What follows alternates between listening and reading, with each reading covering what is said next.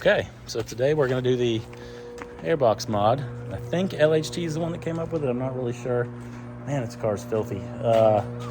Had to fix my rear window yesterday. My 3M window weld and the primer and stuff came in.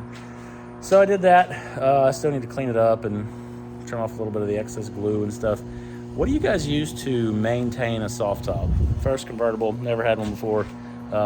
Just want to make sure it's not going to like fall apart over time. Anyway, let's get to it. Let's cut up this air box.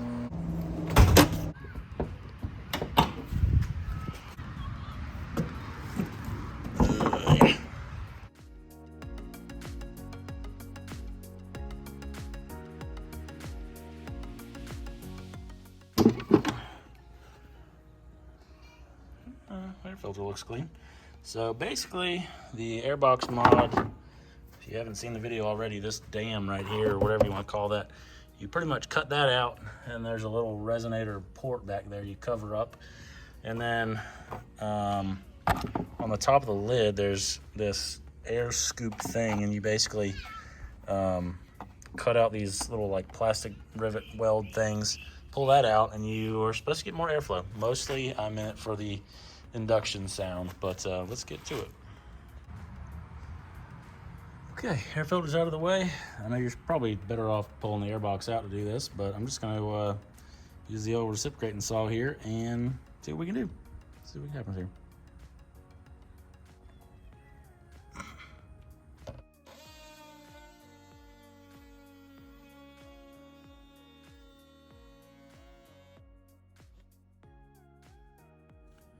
It's kind of hard to record and cut at the same time, so you want to make sure you leave that little post or that little bracket there according to LHT, because I guess the filter somehow sits on there. So anyway, and then you take the piece that you cut out and you cut a little square, and it goes in that little square there, and you just glue it down or epoxy it or however. So let's do that. So once you get the baffle cut out on the airbox itself, this will be right there. Look at that. Yeah. So once you get the actual baffle or whatever you want to call it cut out, you'll have this removed. There's 4 little like plastic rivet things. You basically just drill them out, melt them out however you want to. That comes out, and then you're done. So we'll see if it makes a difference on the intake sound. Made that from a little girl today. Just put money in. Anyway, let's see what it does. Got the air box all put back together. So I didn't show it, but I used a little square that I cut off of that baffle to cover the little resonator hole. And I think you're supposed to epoxy it on or whatever. I just used some of that HVAC, the silver foil tape stuff for now. I'll probably wind up gluing it on later, but we'll see. I don't know, maybe that'll work. But let's take it on the road and see how it sounds.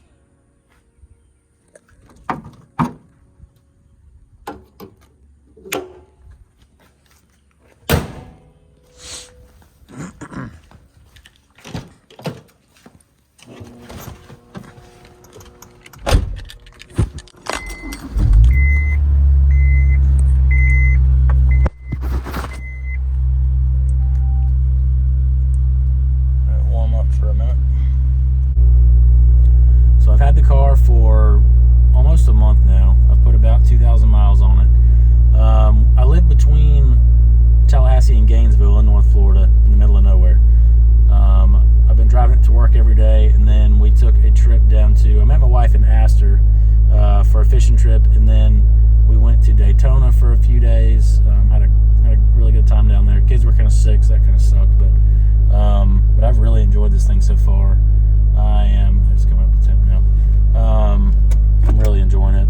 I'm really glad that I was finally able to find one that was in good shape. Still got to do a handful of things to it. I've got my CR lip, replica lip on it, which I still need to adjust it a little bit and get it painted. But hopefully this Modify mount isn't too wobbly. But let's take it down the road and see how much different it sounds now that it's starting to warm up. Anyway, so I put about 2,000 miles on it. Really enjoyed it so far. It's kind of funny, you see on like Facebook groups and stuff, everybody's selling their stuff right now because it's market's up, and I get it. I'm in the car business, so I totally understand. And I've sold vehicles and a camper and made some money and stuff on it. But I don't know. This is just one of those cars, you know. People are willing to pay for them. Let's see how it sounds. Hopefully it don't vibrate too much. Car coming. Anyway, back to the soft top thing. I'm trying to figure out, do I need to put something on it to maintain it? Is there something that I got to condition it with? If you know, let me know, because I would love to find out before it's too late. Let's see.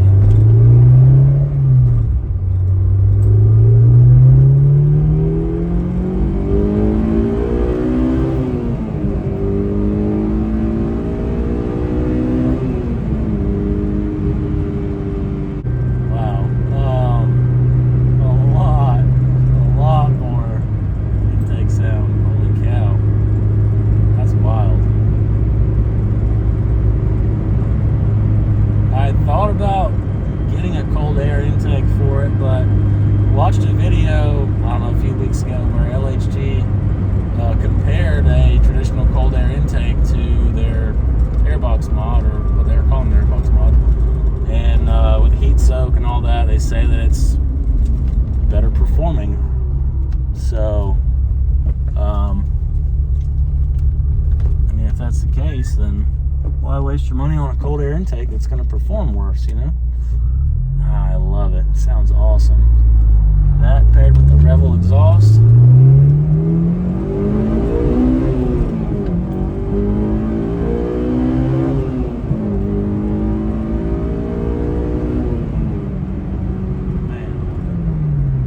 love it.